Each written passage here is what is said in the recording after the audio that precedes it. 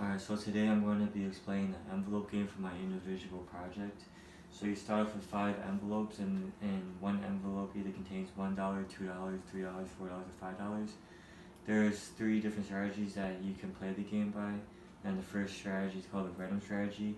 And basically the random strategy is that you get to pick one card by random and only one card, and that one card is the amount of money you get, and you will always end up with money in the end.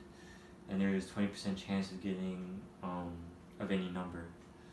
And so the second strategy is called the single reference, and the single reference is that you pick one card, and then whatever that number is, you gotta keep picking until you get a higher number than that card that you picked.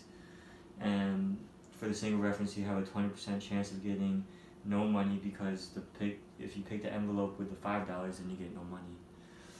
And then I'm going to explain the double reference, which is basically you pick 2 cards, and out of the 2 cards, whatever the highest number is, then you have to keep picking until the highest number that you picked out of 2 cards shows up, and then you're finished. And for the double reference, you have a 40% chance of getting no money, because one of the picked envelope has $5 in it. And for our attempts, for our random strategy that we experimented with, for the first attempt I chose the $2. For the second attempt I chose $1. The third attempt I picked the $5. The fourth attempt I picked $3, and the fifth attempt I picked $4. So in the end I still got money. For the single reference, for the first attempt I picked A, and we got $5 for the reference. So out of the $5 is the highest number, so there is no number higher than that, so we get no money, because there's no number higher than 5. For the second attempt, we had $2, and then we picked out the envelope with $4 in it, so we got higher than the reference, and so the probability of that was 3 out of 4, or 75% chance of being higher.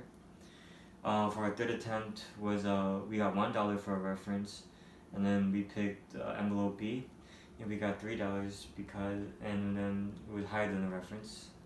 And then the probability was 4 out of 4, or 100% chance of being higher, because every single envelope would be higher than the $1 that we picked.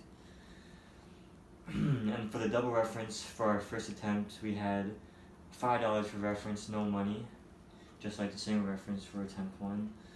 And the probability of getting higher than the reference was 0, because there's no higher number than 5. And then for number 2, we got $2 for reference, and then we picked D, which was $4. And then for the third attempt, we got $1 for reference, and then we picked envelope B, which we got $3. And for attempt 2 probability, the $2 for reference and then the $4 for the second pick, the probability of getting higher was 3 out of 4, or 75% chance of getting higher. And for attempt number 3, the $1 for reference was 4 out of 4, 100% chance, because all the envelopes are higher than $1 for double reference. And if there was more than 5 envelopes, say there was 6, the more envelopes that we experiment with in the game, the lower probabilities of getting a higher number. Is that right?